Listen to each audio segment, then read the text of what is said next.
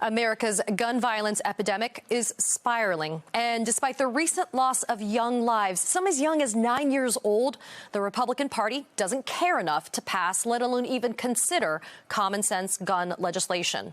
According to a report from the Financial Times, 1 in 25 kindergartners will not make it to their 40th birthday because the number of young deaths in the United States, mainly to gun violence, has brought the country's overall life expectancy down.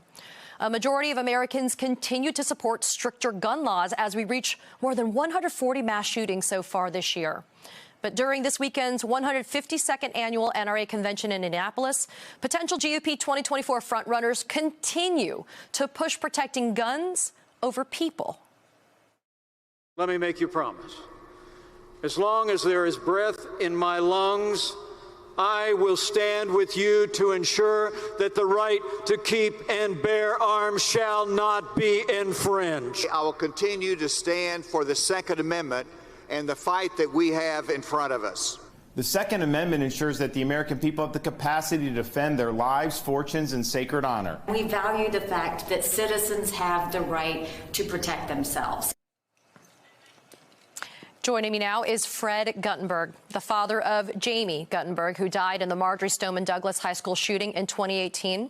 His son Jesse was also a student at the same high school, and he survived that violent and tragic day. Fred is the co-author of the upcoming book, American Carnage, Shattering the Myths That Fuel Gun Violence. Fred, my friend, it's always so good to have you on the show. I always wish when we're together that you and I could celebrate the good things more than the bad, but unfortunately, it's just kind of where we are right now. Just 2 years ago today, actually, a former employee killed 8 people at an Indianapolis FedEx facility, now Indianapolis, hosting the annual NRA meeting this weekend. More than 4 years ago in 2018, after your tragic loss of Jamie, you confronted Marco Rubio on gun control issues, but it's years later. And we're still reeling from our children dying at the hands of killers with assault weapons. What's your take, Fred, on the GOP's comments coming out of this week's NRA meeting? Listen, I'll start with Mike Pence, a man who is clearly uncomfortable in his own skin attacking others.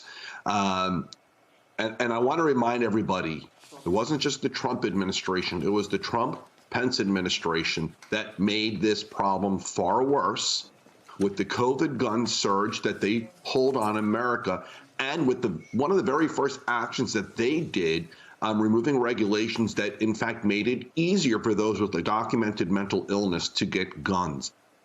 You know, Mike, I heard your comments yesterday attacking transgender, along with all of the other knucklehead morons at that convention who lied to the American people. This is not a transgender issue. And how dare you try to dumb it down to that, you really ignorant morons. I just can't say anything nicer than that. But Katie, if I could look at this in the context of Jamie's life. Jamie was born in July of 2003. And at that time, there were about 100 million guns in America. Here we are 20 years later.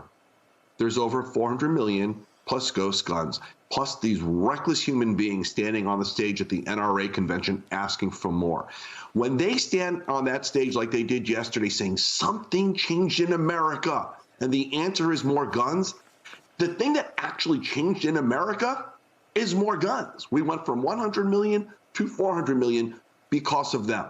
Their policies failed America. It is the reason I wrote the book American Carnage with Tom DeBoer. And the truth is coming. Their policies failed America. When Jamie was born in 2003, AR-15 sales were just over 1% of all weapons sold. They are now 25%. Because of these reckless human beings, kids and adults are dying. It isn't just about schools, it's banks, it's places of worship, it's shopping centers because of them.